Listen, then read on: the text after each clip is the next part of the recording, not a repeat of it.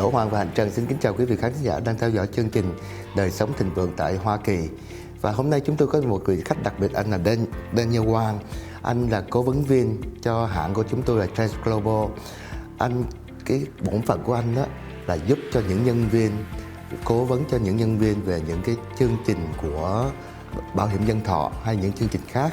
Và đồng thời anh sẽ có những cái hội thảo để trả lời những cái câu hỏi mà quý khách cần có trong những lúc mà anh cần đất cái hội thảo đó. Hello Daniel, how are you? Thank you for coming with our show today. Thank you. Hi Hạnh, how are you? Go ahead. Let's start with our question for Daniel. Now, when you first learned about life insurance, what were your initial thoughts? For me, life insurance was, when I first heard about it, I didn't really know much, and I just knew that it was something you bought in case you passed away and you left something for your children. Personally, for me, I had no interest in it because when I heard about it, I was 18, 19 years old.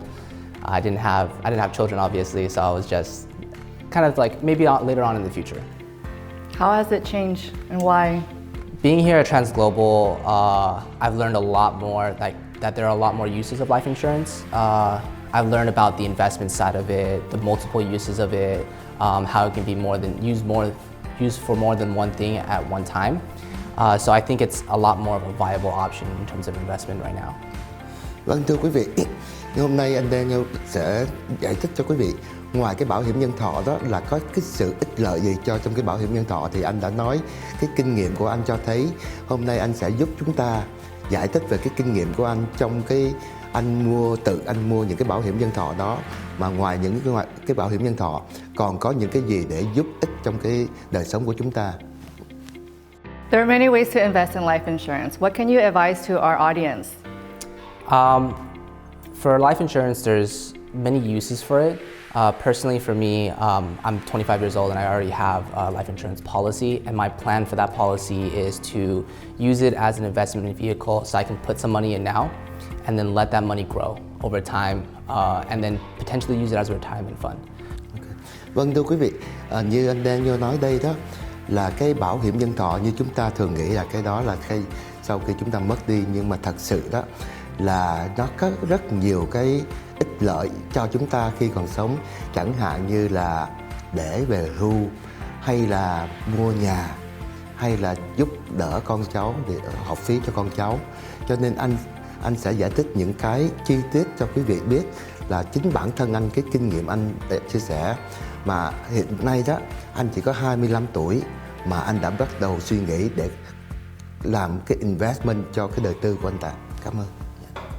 Would you advise to our audience to invest in life insurance as early as possible, and why? I would definitely advise our audience to buy into life insurance as early as possible because from my research and from what I've seen after joining this company, I bought a policy for myself.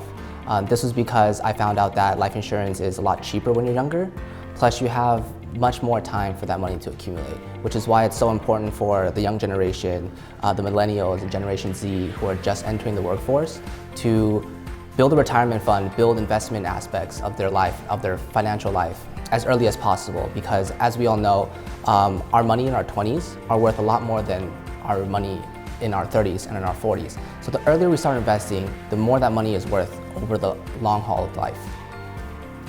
Vâng, thưa quý vị, như anh Daniel có cố vấn cho chúng ta biết đó, là khi quý vị đầu tư vô cái bảo hiểm nhân thọ đó, càng sớm càng tốt.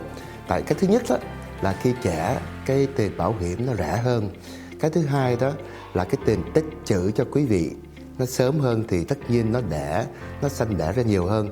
Cho nên một lần nữa anh nói trong cái bảo hiểm nhân thọ tốt nhất là quý vị phải tính ngay từ đầu. Cho nên như anh còn trẻ mà anh đã suy nghĩ những cái chín chắn như vậy rồi đó quý vị. Yeah. You mentioned about investing in life insurance for college planning. What would you advise to the parents out there and when to start planning for their children? I would advise to do it as early as possible if you plan to have children in the future, even if you're not expecting right now. There are ways to invest in college funding for your children even before then. Life insurance is one way to do that. The beautiful thing about life insurance, like I said before, is that it's flexible. So if you want to start saving for your child's college fund, you can buy life insurance and let it grow, right? let it grow now. And then when you have a child and when they grow up, when they're ready to go to college, you can access that money. And if hopefully, your child will be very, very successful and maybe get a scholarship, maybe a full ride to college, maybe you don't need to touch that money. The beauty of it is that you can save that money and use it for your retirement or for a purchase for yourself or for your children or something of the sort.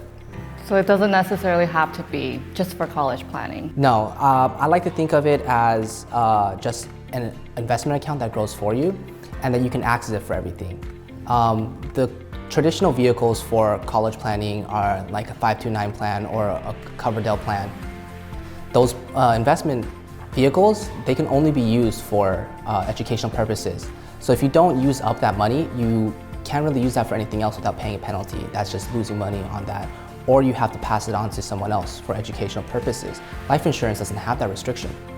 Also, for the other traditional college planning accounts, those do you have to pay taxes on? Yes, so when you take the money out, if you're using it for anything other than educational purposes, you have to pay taxes on. But that's a benefit of those kinds of vehicles. If you're using it for what it's meant for, you don't have to pay taxes on it. But life insurance, it's tax-free income, no matter what you use it for. I can use it for education, I can use it for retirement planning, I can use it even as an emergency fund.